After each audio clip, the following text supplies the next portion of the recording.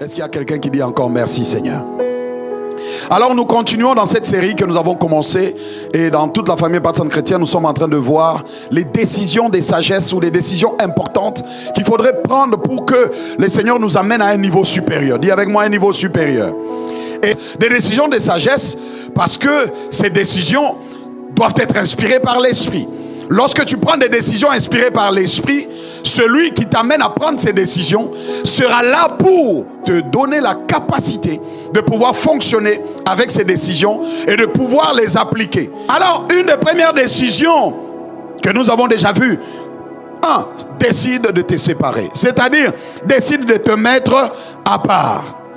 Décider de lui obéir. Cette année, Satan va te tenter. Dieu va te tester, tu l'as compris, mais Satan va te tenter. Mais tu ne seras pas détruit. Car avec chaque tentation qui arrive, Dieu te donne toujours le moyen d'en sortir. Quand il permet une épreuve, il a déjà donné les moyens. Et quand il y a une tentation, il y a forcément un moyen de sortir. Et j'ai l'habitude de dire que la tentation est de ta pointure, l'épreuve est de ta pointure. Dieu ne permettra jamais que tu sois tenté, que tu sois même éprouvé au-delà de tes forces. Ou la première décision que tu dois prendre, c'est te mettre à part. Dis à ton voisin, te mettre à part. Pourquoi tu dois décider de te mettre à part? Parce que Dieu manifeste sa gloire à ceux qui se mettent à part avec lui. Rappelle-toi, ceux qui se mettent à part, c'est-à-dire qu'ils ne vivent pas comme tout le monde, ils ne font pas tout ce que tout le monde fait, mais ils font ce que Dieu veut qu'ils fassent. Ils ne suivent pas la masse, mais ils suivent le réma. C'est là que nous avons dit que tu dois méditer et te saturer de la parole de Dieu. La parole de Dieu te permet de croître spirituellement. La parole de Dieu te permet aussi, au moment où la tentation va arriver, mais au moment de la tentation, nous l'avons appris, Dieu ne te parle pas. Mais ce qui va te guider au moment de la tentation, c'est la parole que tu as emmagasinée. D'où le psalmiste dit, je serre ta parole dans mon cœur afin de ne pas pécher contre toi.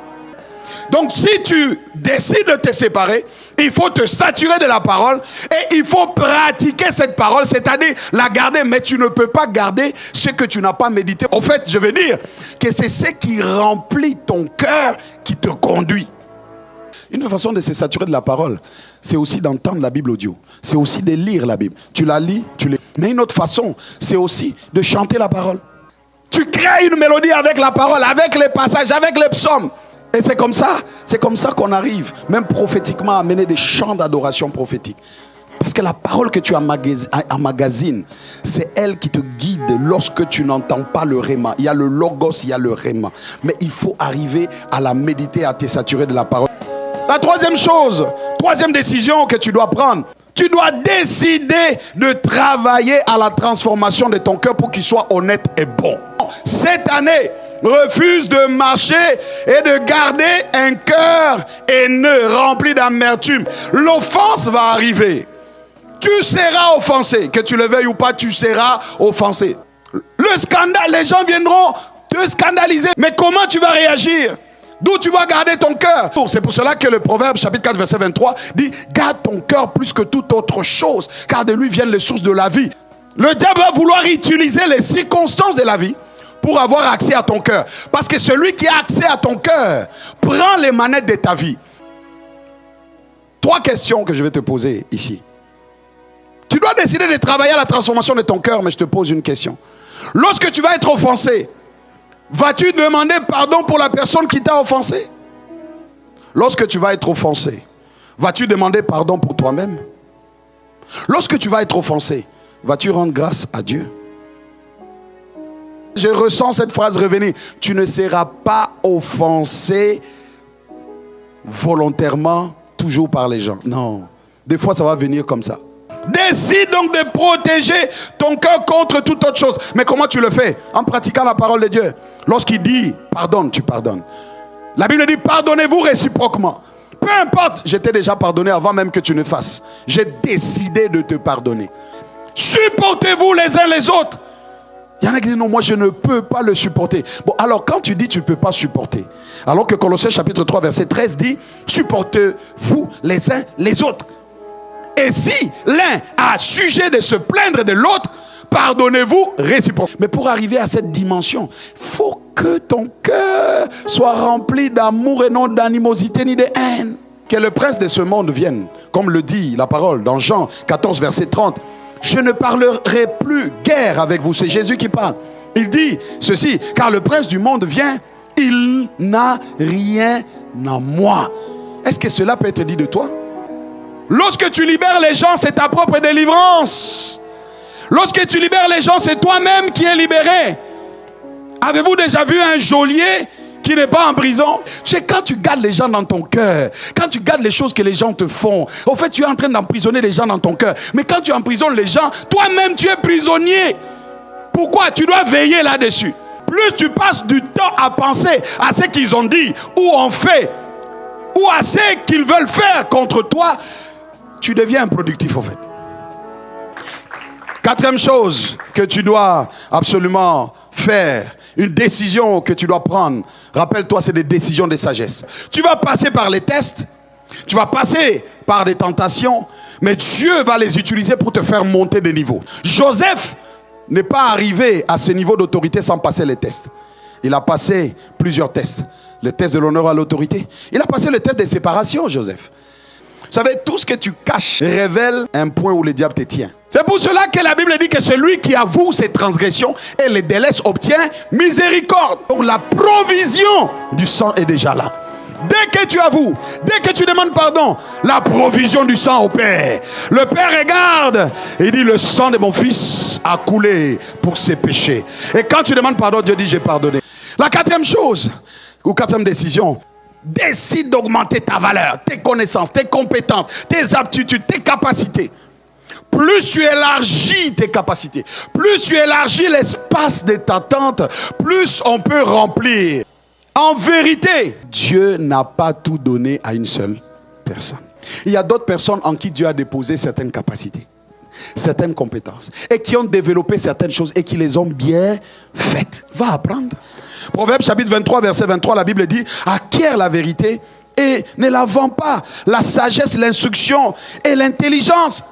Acquiert la sagesse, acquiert l'instruction, acquiert la compréhension. Augmente ta capacité à répondre aux besoins des gens, va dépendre aussi de ta capacité de connaissance. Plus tu connais, plus tu peux répondre plus large. Regarde la version en français courant. Pour devenir un sage, commence par acquérir la sagesse. Donne tout ce que tu possèdes pour acquérir l'intelligence. Donne tout, donne-toi. Travail, diligent. Regarde la parabole des 5 talents qu'on a donné à l'un, de 2 à l'autre. Ceux qui ont valorisé. Celui qui a reçu 2 et qui a valorisé. Celui qui a reçu 5 qui a valorisé. Celui qui a reçu et qui a valorisé a été jugé de bon serviteur. Tu as toujours quelque chose que tu peux apprendre des autres. 2 Rois, chapitre 4, verset 3. Et il dit, va demander au dehors des vases, chez tous les voisins, des vases vides. C'est-à-dire les voisins avaient des vases qu'elle, elle n'avait pas. Pose des questions. Demande là où tu ne connais pas, pose des questions. On connaît les assoiffés à leur désir de poser souvent des questions. Bien-aimé, tu dois conduire ta vie avec ce que Dieu t'a donné, mais tu dois acquérir d'autres capacités afin d'être plus large, plus global, plus aiguisé pour solutionner les problèmes des gens. Les mauvaises compagnies corrompent les bonnes mœurs. Parce que les mauvaises compagnies corrompent les bonnes mœurs, décide, cinquièmement, de faire quoi? De voler avec les aigles. Refuse de marcher avec des gens qui sont toujours dans les critiques, qui sont toujours dans les commérages, qui méprisent toujours les gens. Des gens qui te font passer le temps, qui détruisent le temps. Cette année, il y a des gens que tu dois laisser partir. Ceux qui font des exploits ne gardent pas tout le monde avec eux.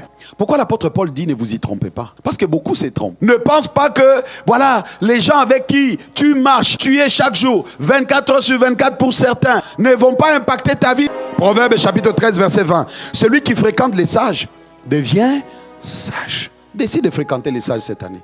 Mais celui qui se plaît avec les insensés s'en trouve mal. Tu t'en trouves mal. Fréquente les sages. Challenge-toi avec des gens qui te challengent. Soit avec des gens qui sont aussi enceintes de vision. Il ne faut pas toujours aimer les gens qui te confortent. Tu fais des choses qui sont médiocres, tu veux toujours qu'on te dise que c'est bon. Non, des fois, il faut qu'on te dise que c'est médiocre. Et même des fois, quand c'est bon, il faut qu'on te dise que c'est médiocre pour que tu montes. La maladie du peuple, c'est de toujours s'asseoir sur les succès d'hier. Oh, ça c'est une phrase que le Seigneur vient de m'inspirer. On était bien. Le peuple d'Israël, ils arrivent dans le désert. Ils commencent à dire à Moïse, on mangeait la viande là-bas. En fait, les débuts de la médiocrité, c'est quand tu commences à t'asseoir sur les succès d'hier. Tu as commencé la médiocrité. Et la Bible dit, le fer aiguise le fer. Décide d'aller rencontrer des gens qui sont déjà enceintes. Regarde Luc chapitre 1er verset 39 à 41. Dans ce même temps, Marie se leva et s'en alla en hâte vers les montagnes dans une ville de Juda. Elle entra dans la maison de Zacharie et salua Élisabeth. Dès qu'Élisabeth entendit la salutation de Marie, son enfant tressaillit dans son sein et elle fut remplie du Saint-Esprit. Enceinte. Et quand vous parlez, quand vous échangez, vous êtes challengé. En toi, l'esprit est en train de bouillonner pour te dire, ah, voilà ce qu'il faut faire. Vous voyez, tout ça, ça te demande de faire quoi? Vol avec les aigles. Mais quand tu sais, 1, te séparer. Première chose. 2, saturer de la parole de Dieu. Nourrir de la parole de Dieu. 3, travailler sur ton cœur afin de le rendre bon et honnête. 4, tu augmentes ta valeur. Augmente ta valeur. Et la dernière chose pour aujourd'hui, c'est quoi? Décide de voler avec les aigles. Laisse les poulets.